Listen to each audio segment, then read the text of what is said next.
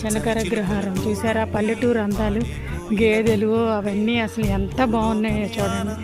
ఇదిగోండి పొట్లకాయ తీగ పెట్టారు, చక్క కాయలు వేసినాయి చూడండి. అసలు న్యాచురల్ అండి ఇవన్నీ, పొట్ల తీగలు ఇలాంటివి తింటేనండి ఆరోగ్యానికి చాలా మంచిదండి. మేము ఇక్కడి నుంచి కొనుక్కెళ్దాం అనుకుంటున్నాం కాయలు.